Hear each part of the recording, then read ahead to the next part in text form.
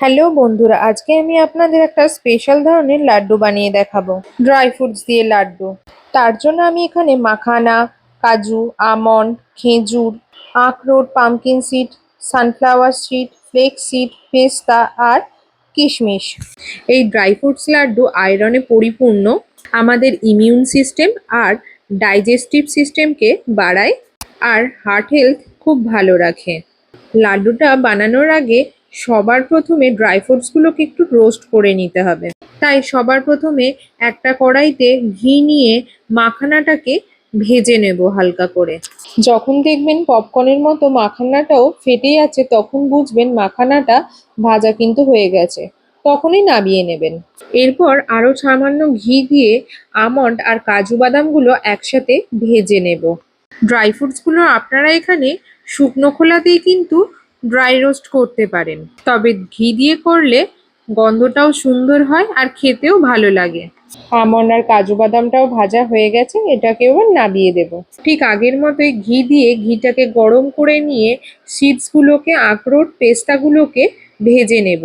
সিডসগুলোকে almond বা কাজুর সাথে না ভাজাই ভালো, কারণ নাটসগুলো একটু বেশি বা ভাজতে সময় লাগে।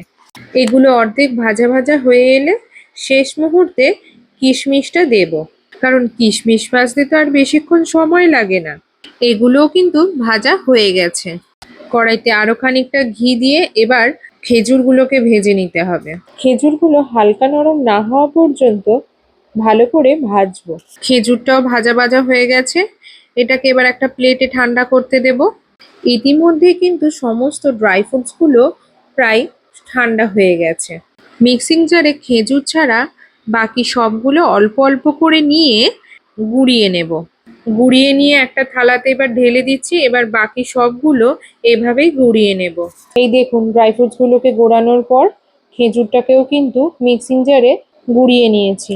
একটা পাত্রে এতটা মাখানো যাবে না বলে দুটো ভাগে ভাগ করে নিয়েছি। এবার খেজুরটার সাথে এই ড্রাই ফ্রুটস গুলোকে খুব ভালোভাবে মিশিয়ে মাখিয়ে নেব। এখন এইগুলোর সাথে মাখিয়ে নেব হচ্ছে সাদা তিল, যেটা লাড্ডুর স্বাদটাকে দ্বিগুণ বাড়িয়ে দেয়। খেজুর, ড্রাই ফ্রুটস আর তিলটা খুব ভালোভাবে মাখানো হয়ে গেলে হাতে করে গোল গোল করে লাড্ডুগুলো পাকিয়ে পাকিয়ে বানিয়ে নেব। খেজুর আর তিলটা বাদ দিয়ে বাকি ড্রাই ফ্রুটসগুলো রোস্ট করে গুঁড়িয়ে রেখে দিতে পারেন, যেটা দুধ দিয়ে মিশিয়ে খেলে প্রোটিন পাউডারের কাজ করে। তাহলে বাইরে থেকে কিন্তু আলাদা করে আর প্রোটিন পাউডার কেনার প্রয়োজন পড়ে না। পাশ থেকে কিন্তু বনুও চলে এসছে লাড্ডু বানানোর জন্য হেল্প করতে। ড্রাই ফ্রুটস লাড্ডুগুলো কিন্তু পুরোপুরি রেডি হয়ে গেছে। আপনারাও চাইলে বাড়িতে একবার বানিয়ে দেখতে পারেন। আশা করি ভালো লাগবে।